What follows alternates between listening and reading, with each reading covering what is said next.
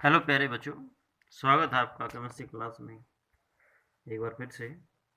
Last lecture के अंदर आपने लॉ ऑफ केमिकल कॉम्बिनेशन की 3 लॉ पढ़ लिए थे। अभी हम ये 4th लॉ डिस्कस कर रहे हैं आज।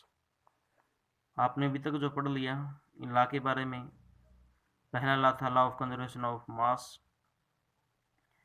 दूसरा लॉ था आपके पास लॉ ऑफ कांस्टेंट कंपोजिशन, तीसरा लॉ था भी लॉ ऑफ मल्टीपल प्रोपोर्शन। तो सबसे पहला लॉ उसमें बताया गया था कि मास को न बनाया जा सकता और न ही खत्म किया जा सकता। और दूसरा जो लॉ था आपके पास law of constant composition, means कोई कंपाउंड जो होता है वो हमेशा एक ही तरह के एलिमेंट से बना होता है, फिक्स रेशो बाय मास के हिसाब से। कहीं से भी उस कंपाउंड को किसी भी तरीके से बना लो। लॉ ऑफ मल्टीपल प्रोपोर्शन में क्या था, जब दो एलिमेंट्स, दो एटम्स मिलकर के दो या दो से ज़्यादा कंपाउंड बनाते हैं, तो जो एक एलिमेंट होता है जो फिक्स वाले के साथ कंबाइन करता है, एक का मास फिक्स होगा, और जो फिक्स वाले के साथ कंबाइन करता है उसका जो उसके जो मास की रेशो होगी अलग अलग कंपाउंड में, वो सिंपल होल नंबर में मिलेगी। तो आइए डिस्कस करते हैं 4th लॉ। इसका नाम है law of reciprocal proportion. Simple सी चीज़ है बच्चों, सिंपल सा लॉ है। ये भी एग्जाम्पल से हम समझेंगे, पहले इसको देखो। इसने क्या बताया, जैसे मान लो ये दो एलिमेंट है आपके पास, सी एंड कार्बन एंड ऑक्सीजन। तो ये क्या करते हैं, हाइड्रोजन के साथ कंबाइन कर रहे हैं। अभी ये बना रहा है मीथेन और ये बना रहा है आपका वाटर। इस हाइड्रोजन का मास कर लो फिक्स। हाइड्रोजन का देखो, इसको 2s2 कर दिया, मीन्स ये फिक्स हो गया 4, और 4 ही इसमें है, देखो 4 हाइड्रोजन।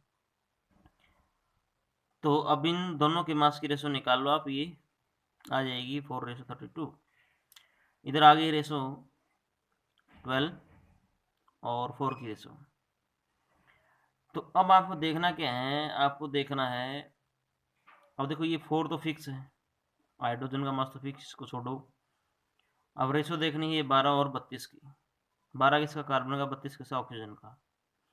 तो कहने का मतलब ये है, जो ये दो एलिमेंट इसके साथ मिलकर के कंपाउंड बना रही हैं अलग अलग है, जिस भी रेशो में इन्होंने इसके साथ कॉम्बिनेशन बनाया है, तो वो उसी रेशो में एक दूसरे के साथ भी कॉम्बिनेशन बना करके प्रोडक्ट बनाएंगे। जैसे CO2 बना दिया, अगर आप 12 और 32 की रेशो निकालेंगे तो यही रेशो आएगी, देखो। और CO2 की रेशो अगर निकालेंगे बाई मास, तो यही रेशो आएगी। कैसे आएगी रेशो, देखो 12 इसका मास होता है, एटॉमिक मास 12 है कार्बन का, एटॉमिक नंबर 6 होता है, ऑक्सीजन का कितना हो गया अभी 32, एक ऑक्सीजन का 16 होता है, मास नंबर 2 का 32 हो गया। तो 12 और 32 की रेशो निकाल लीजिए, यही आएगी। तो ऐसा कुछ ये पढ़ते हैं एक बार डेफिनेशन के according. According to this law the ratio of the weight of the two elements, ध्यान से देखिए जरा, दो एलिमेंट है उनकी वेट की रेशो लेनी है, मतलब मास की रेशो। दो एलिमेंट आपने कौन से मान लिए, ए एंड बी। चलो मान लेते हैं ये यहाँ पे हमारा है ए और यहाँ पे हमारा है बी। चलो भाई, which combine separately with the fix weight of the third element C. तो ये तीसरा एलिमेंट हो गया, इसका मास हो गया फिक्स, और ये भी इससे कंबाइन कर रहा है, ये भी इससे क्या कर रहा है, कंबाइन। चलो अब हुआ क्या भाई, is either the same or some simple multiple of the ratio of the weight in which A and B combine directly with each other. ये जो दोनों है ना, इसके साथ कंबाइन करेंगे उस रेशो में जिस रेशो में ये एक दूसरे के साथ कंबाइन कर रहे हैं, ये इसका सिंपल मल्टीपल होगा।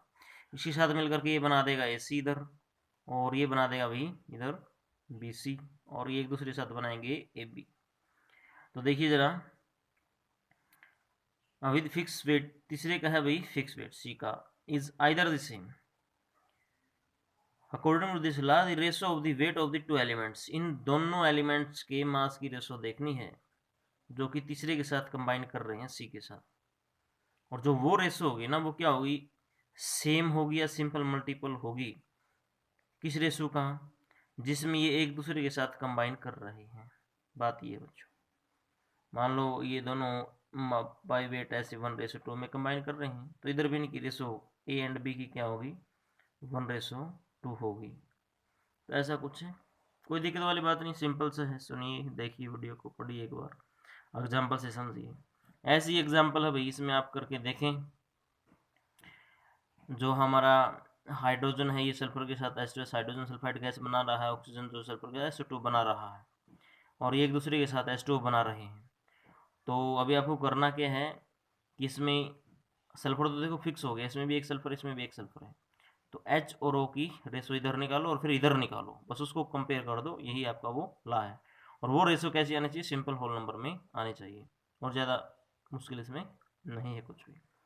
आइए हम नेक्स्ट पढ़ते हैं बच्चों, आगे चलते हैं। एक question number 4, ammonia contain, ammonia के अंदर इतने ऑफ नाइट्रोजन्स, अमोनिया NH3 इसका फॉर्मूला होता है, जिसके अंदर बच्चों 81.35% नाइट्रोजन है और 17.65% के इसमें हाइड्रोजन। वाटर कंटेन, वाटर के अंदर क्या है, 88.90% of the oxygen and 11.10% of the hydrogen.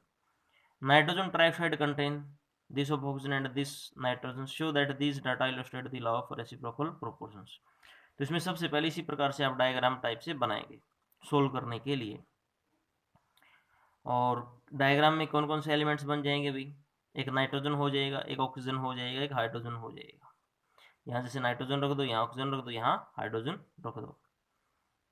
तो फिर आप क्या करें, इसमें इन सभी की जो रेशो दे रखी है, कौन सा किस रेशो के साथ कंबाइन कर रहा है, इसको आप सोल्व करके देखें। ऊपर जो एग्जांपल ये वाले बना रखे हैं, इसी अकॉर्डिंग आपको ये बनाना है और फिर बताना है कि वो रेशो सिंपल होल नंबर में आ रही है या नहीं। अगर सिंपल होल नंबर में आए और वैसी ही आए जैसे इधर हमने डिस्कस किया था ना भाई, ये रेशो इन कार्बन और ऑक्सीजन की इधर जो आ रही है वो इधर आ रही है इधर, तो ये डाटा जो है गिवन लागू सेट कर रहा है। फिर भी कोई दिक्कत अगर आती है, आप कमेंट सेक्शन में बता सकते हैं कि न्यूमेरिकल सॉल्व आपसे हुआ कि नहीं हुआ, और वीडियो को शेयर कर सकते हैं, और साथ में चैनल को भी अपना, आपका जो चैनल है सब्सक्राइब करें इस चैनल को। पहले बच्चों नेक्स्ट ला हम पढ़ते हैं, और 5वां ला है आपका, ये कब दिया था, किसने, ऊपर लिखा हुआ है गेल-लुसाक लॉ ऑफ गैसेस वॉल्यूम। ध्यान से देखें, गैसेस वॉल्यूम के बारे में गेल-लुसाक ने कुछ बातें बताई, देखते हैं क्या बातें बताई।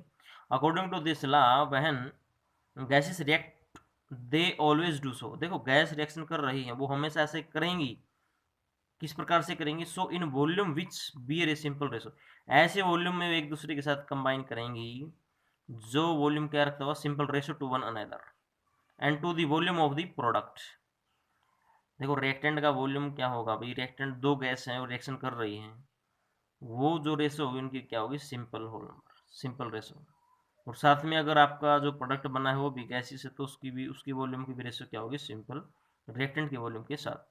If these are also gases, provided all the measurement volume are done under the similar condition and temperature,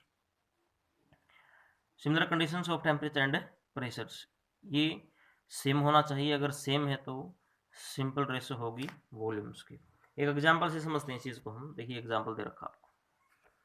example है बच्चों H2 प्लस Cl2, हाइड्रोजन और क्लोरीन गैस रिएक्शन कर रहे हैं एक दूसरे के साथ, HCl बना दिया, ये भी गैस होती है, इसका एक वॉल्यूम, इसका भी एक वॉल्यूम होना चाहिए। अगर एक एक वॉल्यूम में कंबाइन करके इसके कितने बनेंगे, दो वॉल्यूम्स।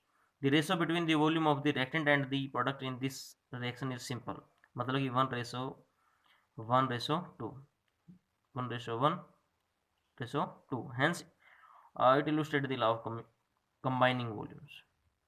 तो सिंपल सा था बच्चों, यहाँ तक आप अच्छे से पढ़ें। बाकी हम नेक्स्ट वीडियो के अंदर डाल्टन एटॉमिक थ्योरी देखेंगे भी, जो कि जॉन डाल्टन ने दी थी इन 1808 के अंदर, उसकी मेन पोस्टुलेट देखेंगे। ये आपने लोअर क्लासेज में पढ़ रखी है, लेकिन और अच्छे से इसको हम देखते हैं। Thank you.